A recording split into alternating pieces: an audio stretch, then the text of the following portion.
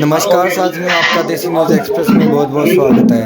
आज अभय सिंह चौटाला अपना नामांकन भरने के लिए इलाहाबाद में आए और उन्होंने वकीलों से बात की और अपनी जनसभा को भी संबोधित किया अनाज मंडी में, और उन्होंने देसी न्यूज़ एक्सप्रेस पे इंटरव्यू दिया। देखें पूरा इंटरव्यू। धन्यवाद।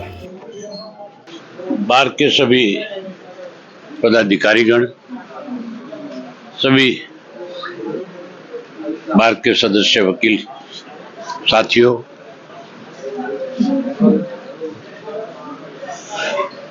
मेरा आपसे कोई आज का रास्ता नहीं, आपका और हमारा कोई राजनीतिक संबंध नहीं,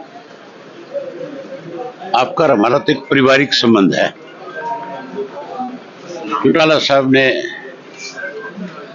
अपनी राजनीति जो है इसी इलाहाबाद से शुरू करी थी। पहली दफा जब वो विधानसभा के सदस्य बने तो इलाहाबाद विधानसभा क्षेत्र से चुनाव लड़ करके गए थे, और उसके बाद लगातार जब भी उनको मौका मिला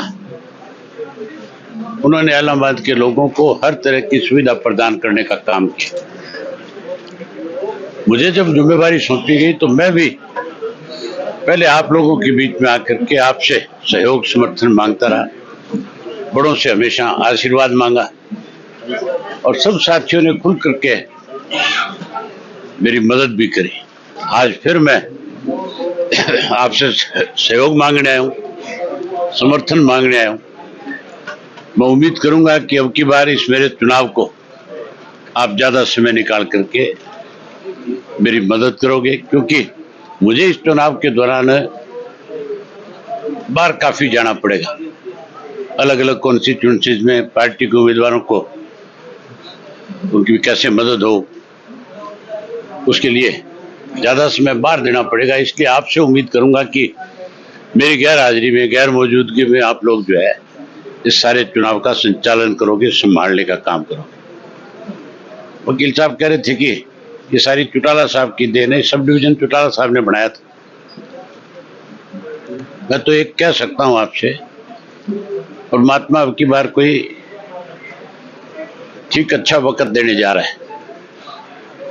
कांग्रेस के लोगों की तो जूतियों में दाल बढ़ रही है, भाजपा से लोग परेशान है, निराश है, बदलना चाहते हैं। हालात आपके फेवर के हैं,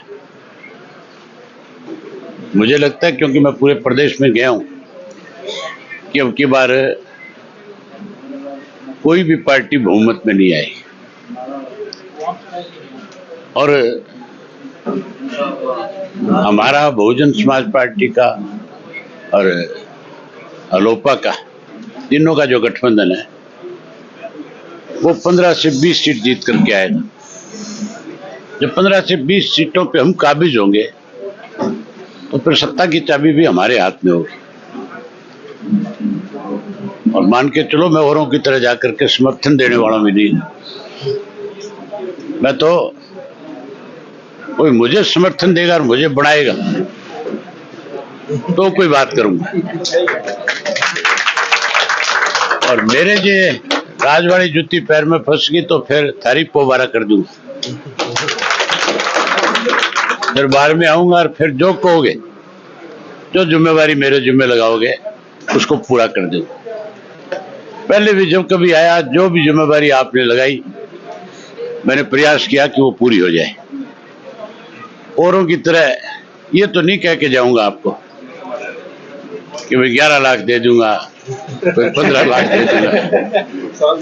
मैंने बता दी, सूत बैटरी तो थारी मौज करा दूंगा। या तो तुरंत ही पूरा है? तुरंत क्या और साथ साथ ही पूरा हुआ। बस तो आपसे उम्मीद करूंगा कि आप मेरा पूरा आशीर्वाद रखोगे, पूरा सहयोग करोगे। मुझे आपकी जनसभा में जाना है, सब साथी वहां इंतजार कर रहे हैं। मेरा मन था वकीलों में बैठ करके और 10 मिनट गपशप करके जाऊं, लेकिन मजबूरी है,